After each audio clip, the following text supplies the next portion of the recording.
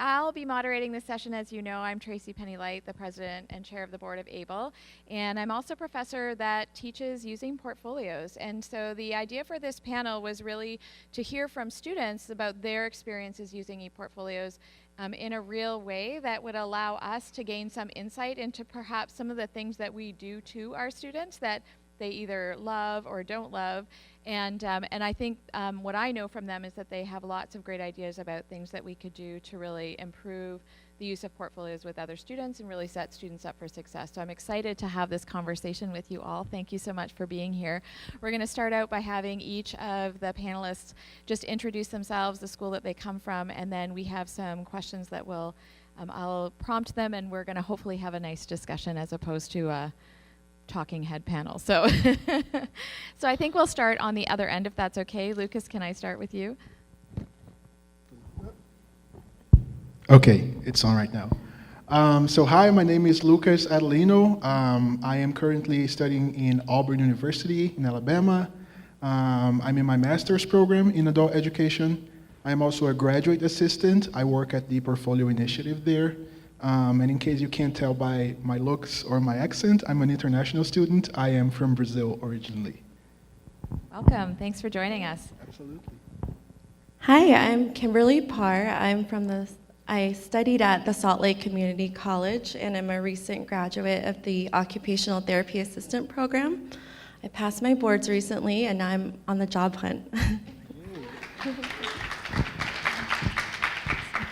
So hi everybody, my name is Stephanie Calderon Vasquez. I am a recent graduate from John Jay College, going into my master's at the CUNY Grad Center for Latin American Studies.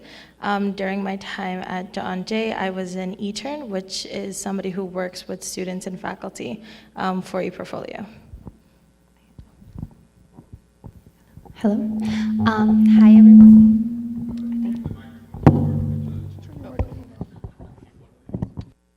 Hello. My name is Jacqueline. I am from John Jay College, as well as Stephanie. I am a senior right now, so I have one more year left. I study public administration and I study Latin American studies, both double majoring. And I work as an intern at John Jay as well. Hi, my name is Alexi, and I am from Saskatchewan, which is north of Montana, if those of you who don't know, in Canada. And I just graduated from my undergrad at Thompson Rivers University, which is in Kamloops. It's north of Vancouver. And it's a major in communications. And I'm starting my master's program at the University of Waterloo in the fall, and that'll be in experimental digital media. Awesome. So just to start out, I mean, what are the best experiences, if we could think about all the good things that happened to you working with portfolios, what's the number one thing that stands out as a positive that resulted as a result of using portfolios?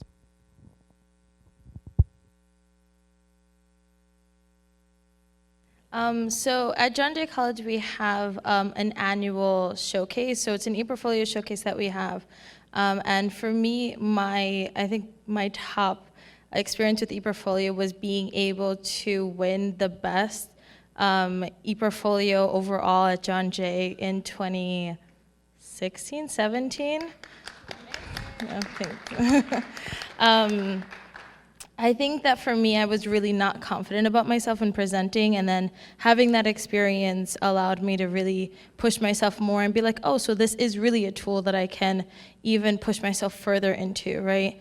And so being the overall, that it even further introduced me into what is this can be for the future, and that's how that started.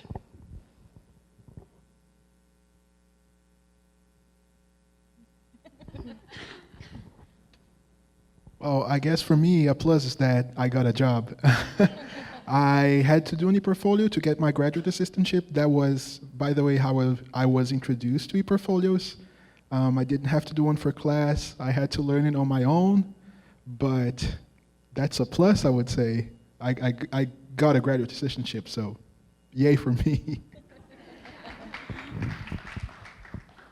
I think for me, where I'm at right now, as I prepare for job interviews, I can look back and see, I'm like, oh, like I did learn this stuff, and it was something that's relevant to what I'm applying, and I did put it on my resume, so hopefully they look at it. But I think that was just a blessing. I did accomplish something in the past 2 years, and these are my strengths and also my weaknesses, and just going into an interview with that mindset. I think similarly, I've just benefited from being able to see my work organized in a certain way. And so, yeah, before you go to a job interview, like that's something you want to look at. And yeah, I mostly right now I'm kind of using it for myself. And if I like and I want to share something, then that's where it goes. And so it's not just a professional thing for me, I guess. It's like I have lots of pictures of my cat on it. Like, yeah, for sure.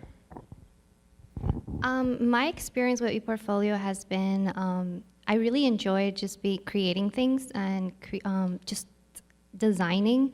And one of those things, ePortfolio has given me the opportunity to use that and to actually design concepts, right? Like if I'm writing a paper about CUNY tuition, then I'm also like adding images to that. I'm, adding graphs. And so I'm ready to present at any time. You could just ask me questions and I could just be like, okay, this is what I did my research on, versus just like carrying, your paper around, right? I think that all my work is just in one place, and all these different elements are I'm just ready to talk about these things. That's awesome. So it sounds like for each of you, it's a very individual and personalized space where you've made connections between learning. Did that come naturally? Did it, and how did you start? We know, Lucas, you came to this as I need to get a job, so it requires a portfolio. I guess I have to create one. But for the rest of you, can you think a little bit about how you were introduced to portfolios and what some of the possibilities were for you when you were introduced to it, or perhaps even some of the challenges, like what is this thing I'm supposed to create, and what that trajectory has looked like? It sounds like now that you've created them and you've had some time reflecting on your learning, that they're positive spaces, an opportunity for you to showcase your abilities in a multimodal way, so bringing in lots of different evidence. But did it start out that way? Where did you get started, and when do you think that aha moment happened?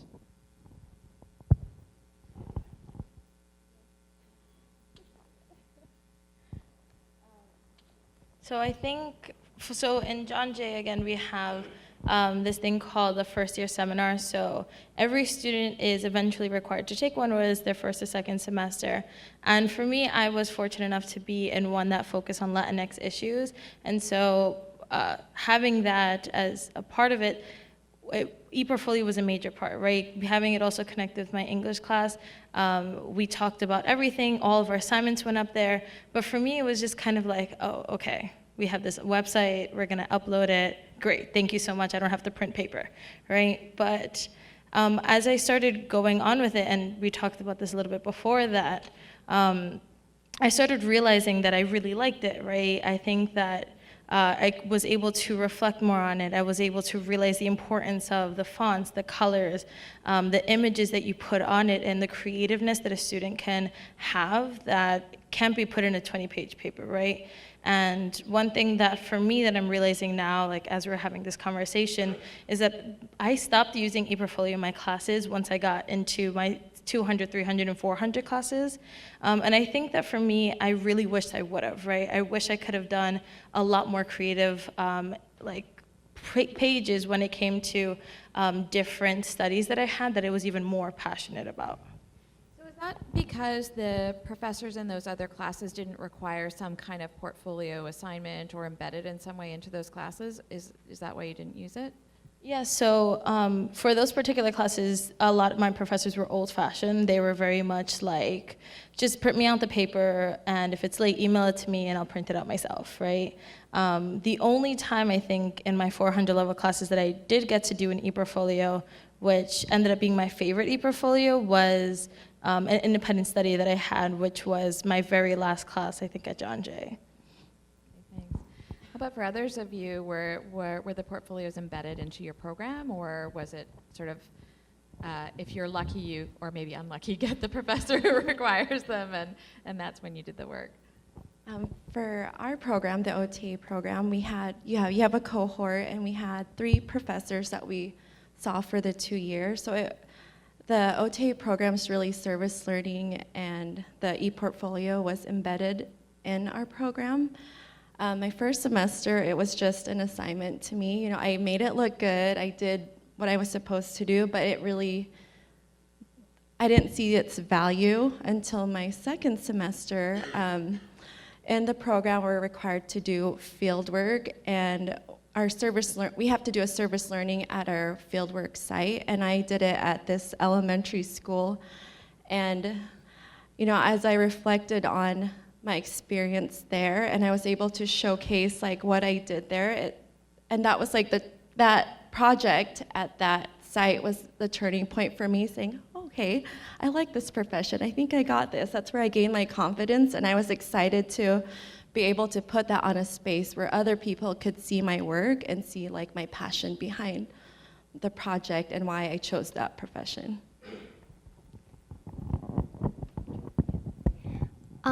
My experience was a little different because, so I'm a transfer student at John Jay, and so I didn't start off with ePortfolio as a freshman. I got introduced to it when, for junior. So what ended up happening was that one of my professors has an ePortfolio, and he was using it to kind of like showcase all the readings that he was requiring, and like also just the syllabus and any information regarding midterms and finals. So whenever I had a question and say I left my syllabus at home, I would just Google his ePortfolio, which is super, super simple. It's like a keyword LLS 322. And so automatically I had access to like the requirements that I had for his class. And I remember just thinking like, wow, like that's super cool. Like I can just like go and like not only learn about the class and the requirements, but actually learn about that professor, like the community work that he got involved in, the research that he's been involved as well. And so just learning a little bit more about my professor instead of just like having him talk to me in class about assignments, right? So right after that class, I was actually scrolling through Instagram, and like I follow all my John Jay Instagram accounts. We have like tons of them for each cohort, and so I remember just like finding JJC ePortfolio, and they had a showcase. So I was just like, oh, this is so cool. Like people are presenting their research, their assignments, their works, and it's not just like the end of the semester and like you'll never see that assignment again. They're actually presenting this. And I wanted to be part of that community. I wanted to have some presentations experience before I graduated, right? Because I only had 2 years left. Well, I have 1 more year left. So what ended up happening is that I went on their Instagram and I just like started following. I went to their offices, and then I found out they're hiring.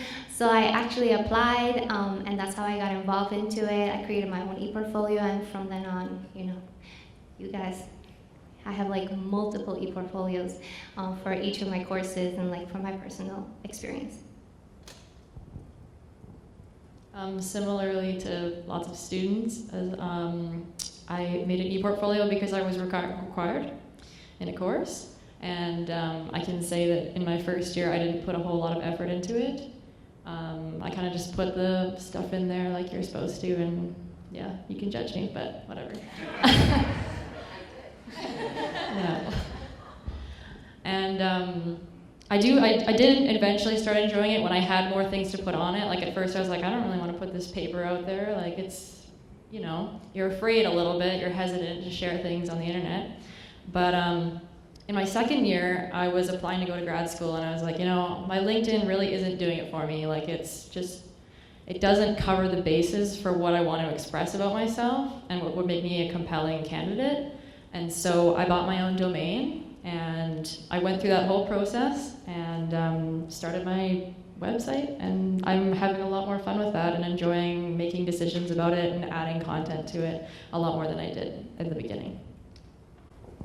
It sounds like for each of you that this is a really personal activity, that you may have had to do it for courses or programs, but ultimately It's about you, and it's about the connections that you are making between your various learning experiences, whether those are in the classroom or whether those are outside of the classroom.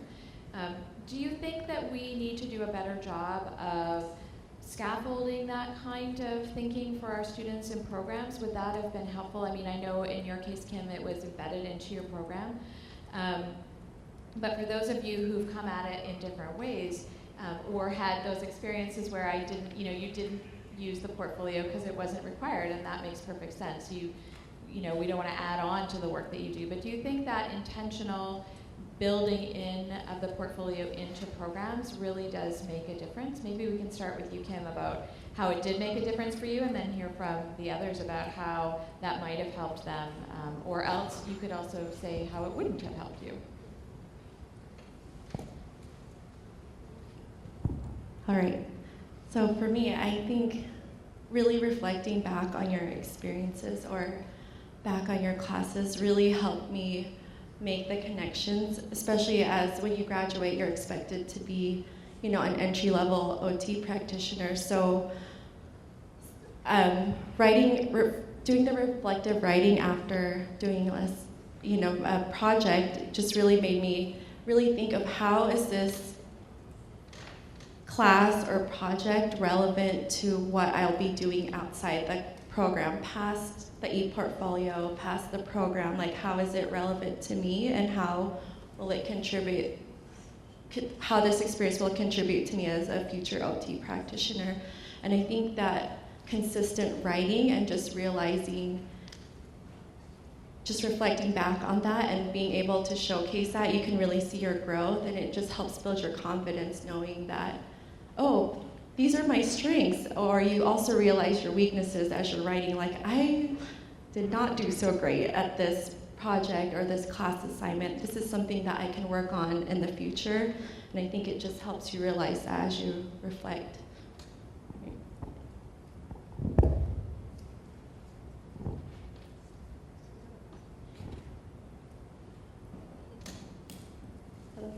Okay, so for me, I definitely agree with that because I had the experience of being part of programs and cohorts where you had to submit weekly reflections or videos or counseling sessions where like you're doing a mock session with another student where you're using different terms that we were learning. And then on the other hand of that, I was also part of a fellowship where the e-portfolio had nothing to do with the experience that we were having, right? So I think for me, I think it's really important to think about what the students are getting with this e-portfolio afterwards. Like, you don't want the student to just delete it, right? Like, you don't want the student to just put it on private, delete it, and then that's the end of it. I think having the e-portfolio is, whether or not they like it or whether or not they're technically savvy, it's important for them to realize that these words are gonna mean something to them 2 years down the line, or when they get a career, maybe something completely different, right? Every path that we go through is some kind of skill that we gained. And I think when you have to go through these programs or you're going through these cohorts, and some of the classes that I took, they may have been with my favorite professor, but I don't remember anything about them except for a paper, right? So I think having that growth line available to you, even when you're an alumni, even when you're in grad school, I think is super, super important to a growing student. Yeah, it's that capturing of experience that, we all, after today, you're going to forget all the things that you see. You probably forget what you said at the beginning of this panel, right? It's easy, but if we capture it in some way, then we can go back to it. We can identify those gaps in our abilities where we might want to put a little more effort, but we can also celebrate all of the successes. And I think that's one of the things that I love about seeing student work is that it really shines a light on who they are as individuals.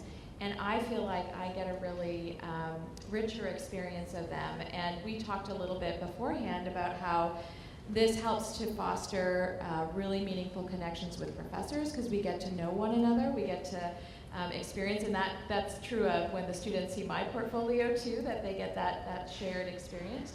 So I think that's such an important observation, right? That it opens up some space for us to learn not only about what we did, but about who we are. which I think is really important.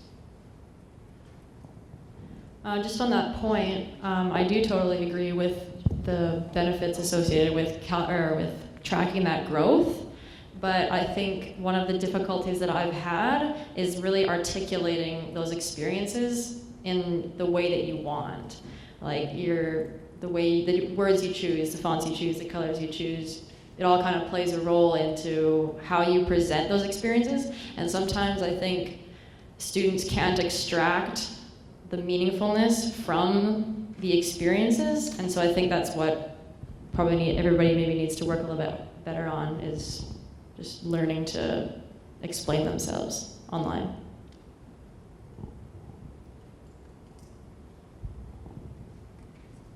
Okay.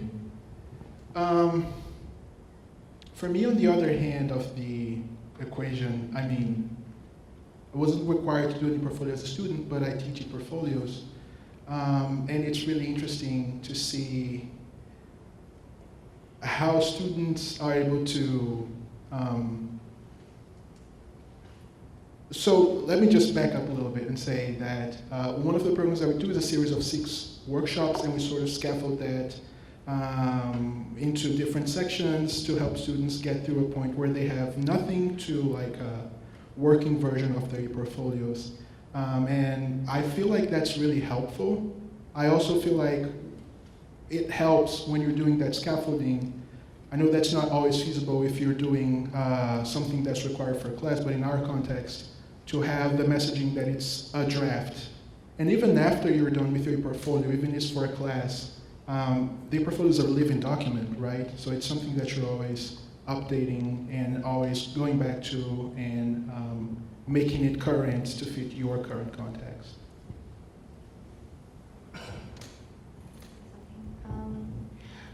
So one of the things that I wanted to mention is that when you create an e-portfolio, it's a space for students to really talk about themselves aside from just academics. I use it for like co-curriculum, and so I talk about like my experiences as like being vice president of a club.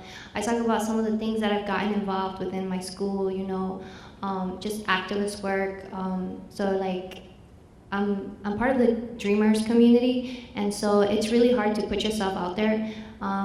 But like having an e-portfolio, I started off really briefly, like I talked a little bit about my story, and then slowly I just started adding more and more and more, and like you can see the evolution of like how confident you begin to feel internally about being able to speak about these things, and sometimes it's really hard, right? And so in the process of creating any portfolio, like eventually you're also building yourself, like your inner self. And so you can talk about these things wherever you are, right? Even if you don't have a projector to present your portfolio, but you can actually speak about these things because you've like created this world where it's like you're asking yourself constantly, what do I want to tell people, right? Like, what do I want people to know about me? And like, how do I keep myself safe? And at the same time, how do I share my story so that it can be impactful to other students or to other people do the same thing? You just said lots of powerful things there, but one thing that really stood out for me was the safety piece. So how do I know what I can put online that's safe, that won't come back at me at some point down the line? Is that what we've been talking at this conference about? Those issues, digital ethics, digital citizenship. Do you think that as faculty members and at universities that we need to really actively embed those kinds of ideas into the curriculum so that we make sure that you're really aware of what those possibilities and pitfalls are? Do you feel like maybe you already know because you've grown up in a world where technology is so pervasive? What would your recommendations be to us about what we should be doing to do this work effectively and to do it in a way that protects your interests as citizens and as learners? I feel like it doesn't hurt to remind us, because yes, we are aware of things that go on online, but I at the same time, technology changes every single day. Our phones get updated every single day, and we aren't notified about what information is being taken from wherever we're posting it or sending it. And so, yeah, reminders and classes on that. The whole digital ethics forum we did yesterday covered what should be happening in classes, I think. I think that, like also as somebody who works with students and has the, like a lot of students have the question, especially those that are in the military, they're like, well, what if I don't want this particular paper that may go against what my morals is, but it's an assignment, right? How do I, how should I feel posting that, right? And I think that it is a lot of issues that students have, whether they're documented or not, whether they have an assignment that they don't necessarily agree with, but they have to do it, right? And they're still going to be publishing this, and we all know technology and on the digital media, nothing gets erased, right? And so I think it's making sure that students are comfortable enough to talk to you about these issues, because, I mean, I can only speak for myself and Jackie that we're only in the class maybe once or twice, right? They may only see our face once or twice, but the professors are the ones that are in there once, twice, 3 times a week with you, that they have that connection. So I think it's making sure that the students understand that, yes, it's an assignment, but you're also thinking about them as students and as professionals.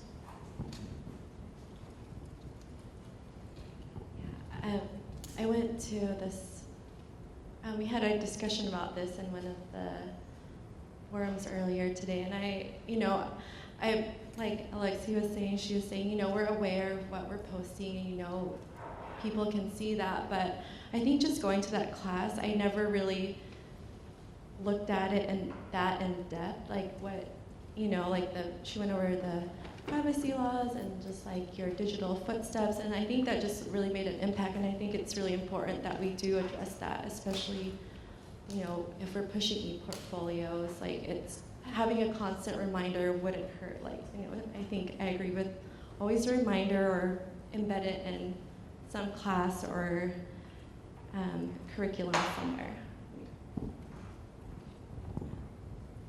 I definitely agree with that message. I think sometimes, Tracy started a conversation saying that we are used to the internet and we live in that space.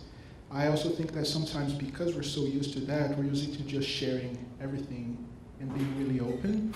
And I think the ethics discussion yesterday was particularly useful on doing a deep dive on the terms of service, on privacy policy, and really getting to know what's being done with the information that we're putting out there. That's really, really helpful. How many of you have had that conversation before about digital ethics and privacy? Like, show of hands, you've all been through it. We talked a little bit about, the opportunity for the portfolio to allow you to share and make connections with your learning. But also, I think we talked earlier about some of the challenges that might result from knowing how to curate those artifacts and put them into, Stephanie, but one of the things that Stephanie shared earlier was that, she has this fantastic portfolio, she's got a lot of experiences, but isn't quite sure what she wants to do in the future. And so how do you curate those experiences in a way that will make sense to external audiences? Her mom in particular came up. So do you want to say a few words about the challenges of curation and how you think the curation process might help you to identify what you want to do in the future? So definitely. So my biggest thing is that I'm so interested in everything, right? I'm the type of person that you tell me a little bit about a topic I don't know, I research it, I might fall in love with it, right? Even though it may not have nothing with anything I've ever known about. And one of the challenges that I had and that I still have is that I look at my e-portfolio, I graduated, look at everything I've done in my 4 years, and thanks to Dr. Daniel All, the director of e-portfolio at John Jay, he always tells us, put everything on your e-portfolio, every little thing, right? It may be a slight certificate, it may be a class, just put everything there, right? And so because of that, I'm able to see everything, but I don't know what to do with it, right? have taken a film class that I've loved. I've taken an immigrant class that I fell in love with. And I've taken so many different reflective creative writing courses, but I don't know what to do with it. And I graduated with English, with a BA in English, and I tell my mom, because I'm a first-generation student, and I tell her all of these things, and she's like, but what is that? Like, what's happening? Like are you just okay? And I'm kind of just here like, I don't know what to do next, right? I have a great job, but she doesn't understand how everything correlates to each other. And I'm still trying to figure that out, right? And so for me, the biggest challenge is centering something, centering myself into a love or a passion that I'm gonna be able to write a thesis on, something I'm gonna be able to work in the future, right? And explaining that to my mom, who didn't go through the United States educational system, right? And understand for her, like mom, like I went through my English classes, I'm working in immigration now, they don't seem similar at all, but I promise everything makes sense. I promise all the money that we've used towards school makes sense, right? And so it's kind of that idea that I know that not only me, that I struggle with, but also a lot of students that I've worked with as well. So for me, I actually, so this is a workshop that we had earlier with one of the professors. I think she was talking about like how her assignment was about women and like finding like figures outside, like walking through, making walks and like recording that, like taking photos and talking about them and reflecting. And I look back at one of my courses, it's a little different. It was more about like walking and looking at the parks around your neighborhood, right? And so I just kept thinking to myself, like I walked through my neighborhood so many different times, but I've never really noticed the parks.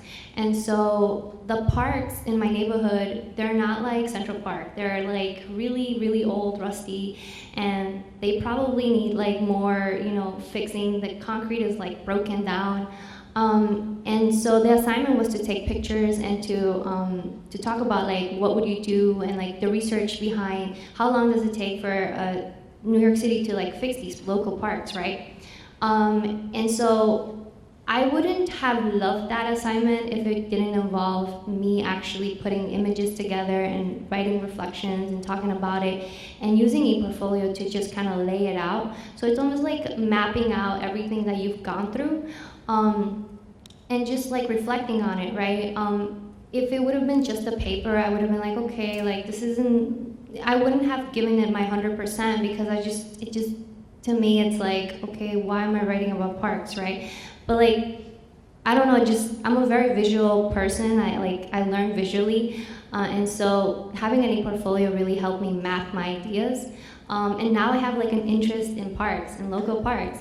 And so I look back at that part of my ePortfolio and I'm just like, I'm really proud of it, And like I said before, like I'm ready to present on it. I'm ready to talk about it. I have a whole PowerPoint in there.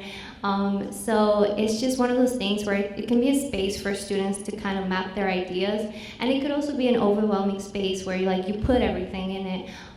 But it really depends. It really depends on the student and how they use it. But it helped me, and I'm pretty sure it's helping you. I mean, like the overwhelmed part of it is just like, at least you're not like thinking about these things because like you could just visually see it, right? But yeah. So I think this conversation about making an ePortfolio even though you don't know the end goal, or like being able to see your work in progress in a really good way, ties back really nicely into that idea of like ePortfolios as a product and ePortfolios as a process. And I think the key thing for professors is to design opportunities to value that process of designing an ePortfolio, even though you might not know how the end product would look like. But any initiative that really takes advantage of the value of the process of building a portfolio is really valuable. I think definitely to that point, I think we were talking about it earlier too, that so many students come in with the mindset of, I take a class, I'll do the assignment, I get the grade, right? But having an ePortfolio, and I think most of us have experienced this, that it makes you change your mind, whether it's that you love ePortfolio, you hate ePortfolio, you love reflective writing, or you don't, right? And it makes you really understand more about the digital world. Like, because so many, like for us, like we were talking about, social media is our digital world, right? We don't think about WordPress or Squarespace or even ePortfolio as our digital world. We just think about it, it's an educational tool, we use it, we put pictures of our cats on it, you know, and we kind of move on. But being able to, I think, remind the students that it is a huge process, that and some students might find that corny and be like, well, I don't want it to be a process. You know, it's gonna be a process whether they like it or not, right? So I think it's reminding those students that even if you do the bare minimum, you can still look back at it. And I think sometimes that's probably a challenge because ultimately we have to give you grades, you know, in most places, right? That we think reflects the work that you've done.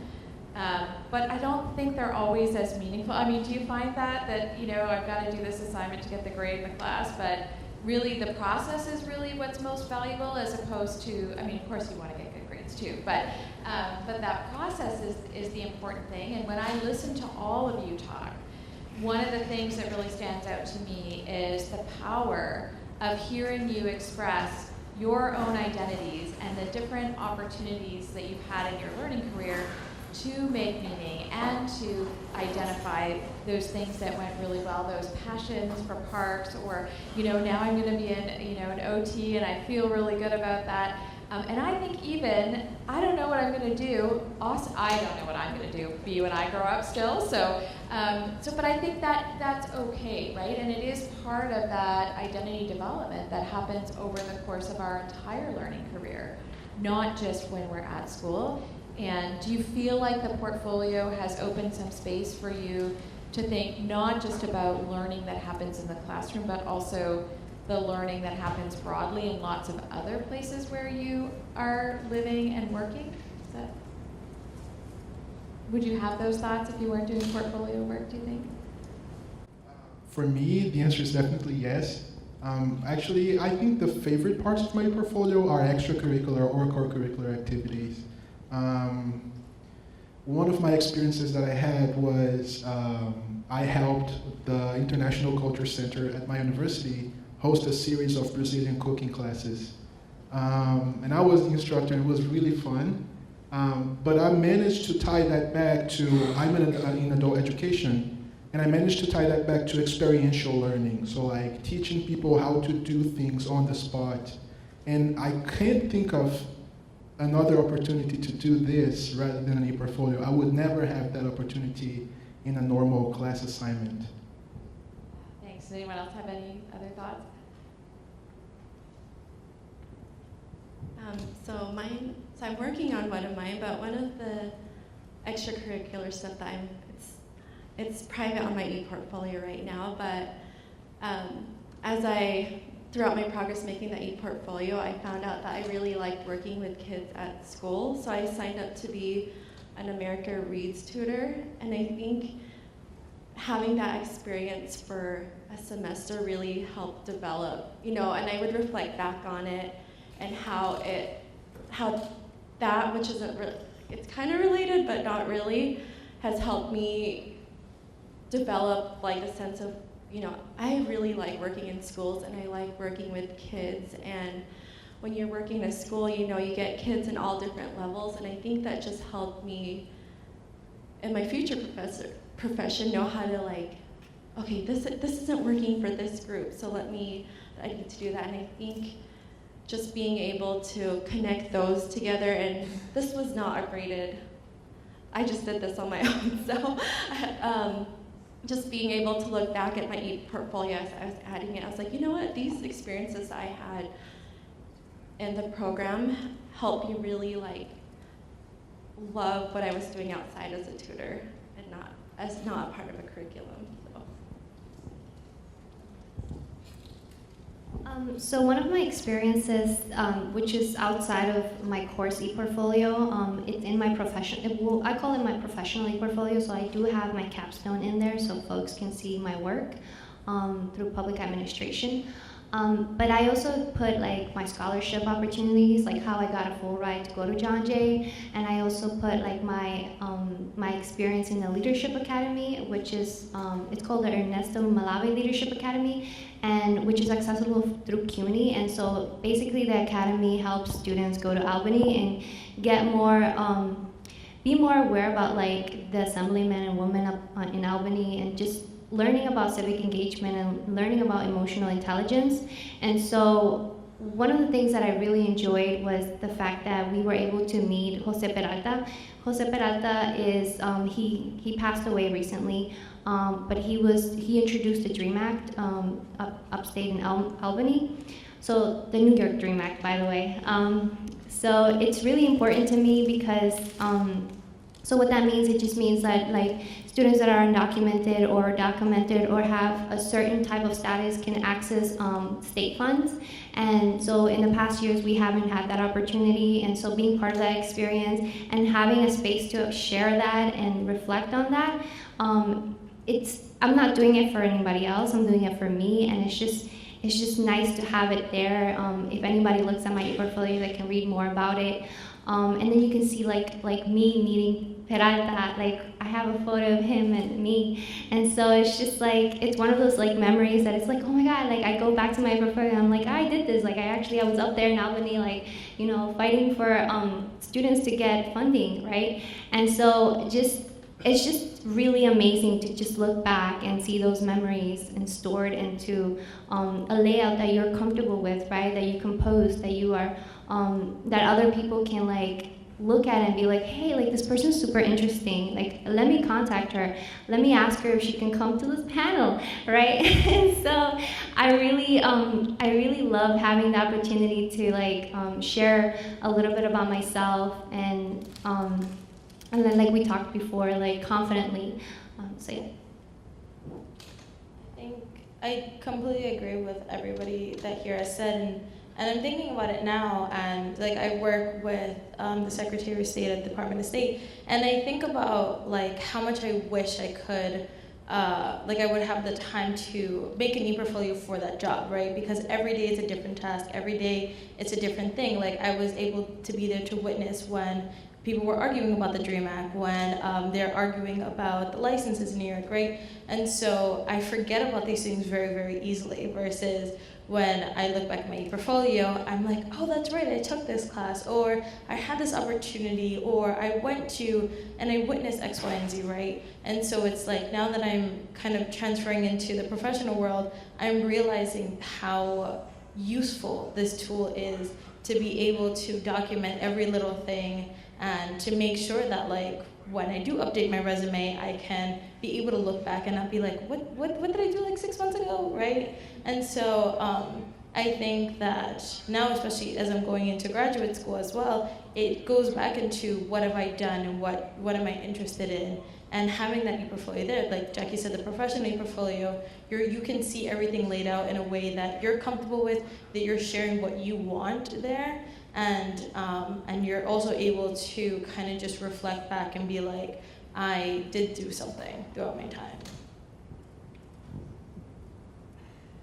I just think it's really interesting to sit here and listen to you guys talk about your different experiences in your university careers and in your jobs, and it's kind of crazy to like think about that they're out there, and I've been listening to them talk this week about how to assess this. And now I'm kind of seeing like, wow, like that's gotta be extremely difficult to assess, like what is the value that's in your e-portfolio in comparison to the outcomes that they're looking for, and maybe that can't be measured, like that experience, getting that photo with him, that can't be measured in a way that a class would be laid out. Which is an interesting conundrum that we face all the time.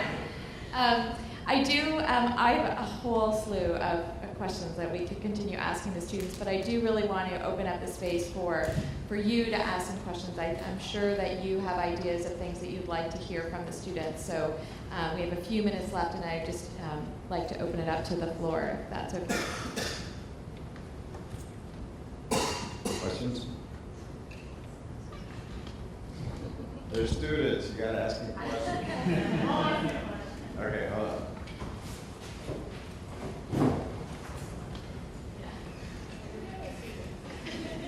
think you've intimidated them. I think it's what it is. Thank you for, can you hear me okay? Is this, okay. Thank you for your candid responses. And to speak to the last point about assessment, this might anger some of my colleagues, but the question is simply, should we be assessing you on your portfolios? And if we should, what should we not be assessing for? And maybe what do you not mind being assessed on?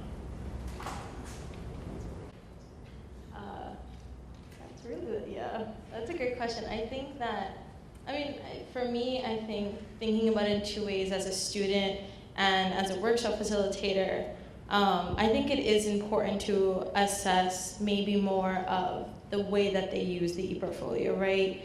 I agree to disagree with my peers, but I think it's important because it is sometimes really valuable. It also depends on the class, right? Like, I've taken classes where I have talked about my mixed status family, and it was really hard for me to put that on my e-portfolio, but then I may have gotten like an A- on that response, right? So it's like, I think it's also the communication back point of this, and I'm a big person for communication of, like, what exactly are you assessing, right? Are you assessing what it is that we're talking about, whether or not you answer the prompt, or just the fact that we uploaded it to the e-portfolio?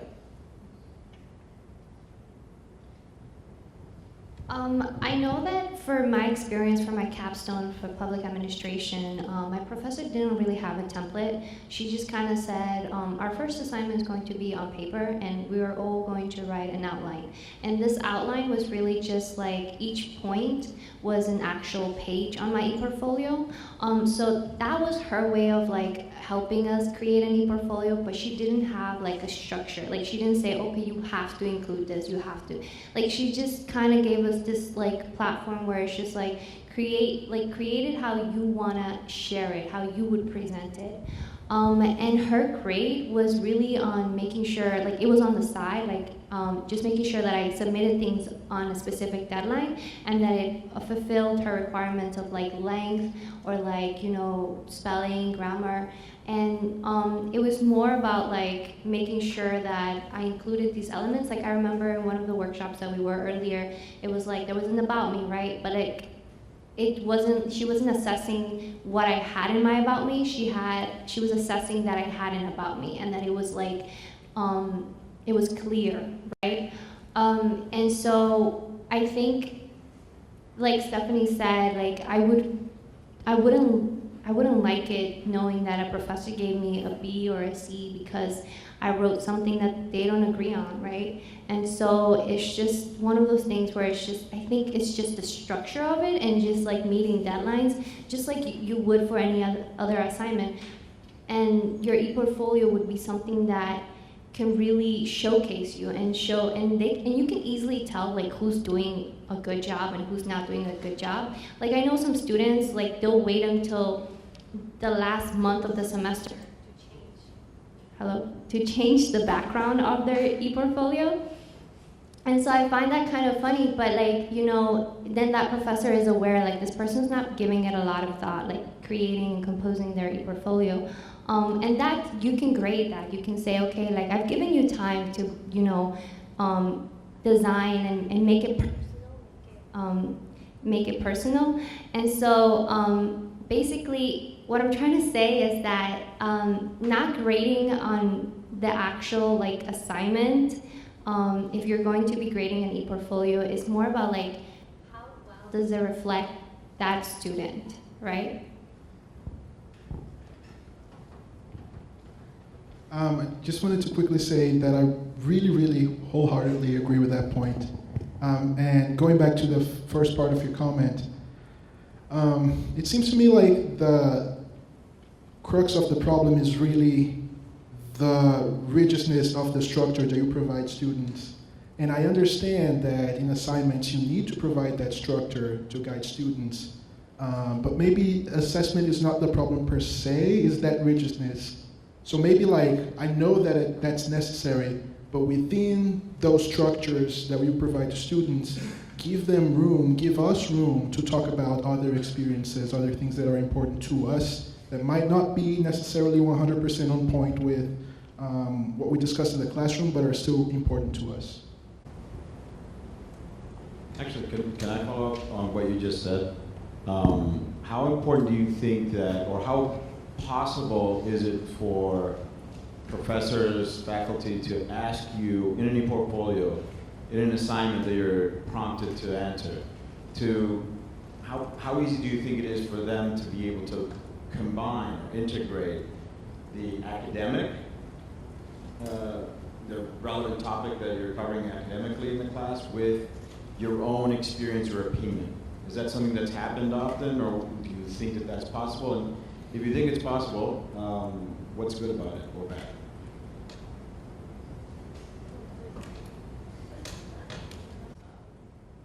So we spoke about this earlier. For me, my independent study e-portfolio is the first thing that comes to mind when it comes to that question.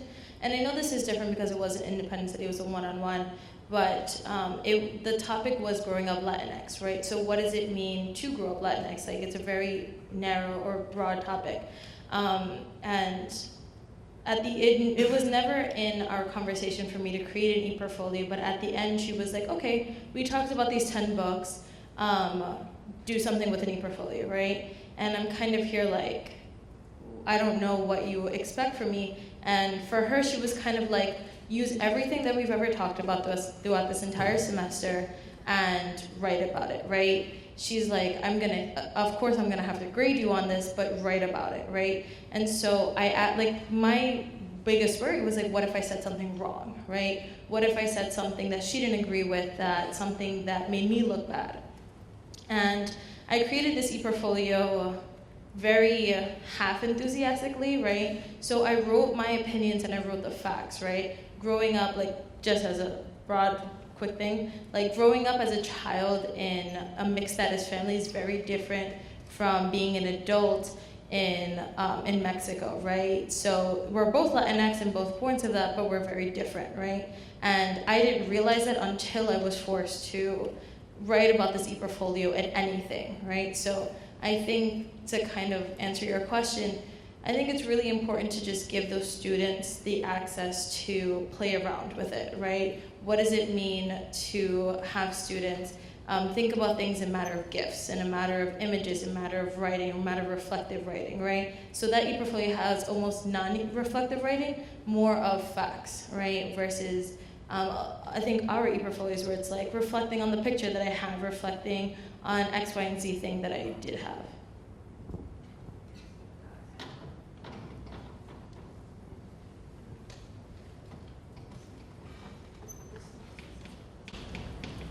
Okay, well, we are nearly out of time. If we have any other questions, I know the panelists would love to continue the conversation, and we're really fortunate that all of them have agreed to be in one of the rooms that the sessions will be in for the concurrent sessions. So 130, 133, 136, 137, 141. Each of them will be in a room. They'll pull up their portfolios and they're happy to show you their work, to have further conversation. But I hope you found this session useful. The richness of the student experience is here on stage and represented here. And I think the main takeaway that I have is that we just need to talk to you, and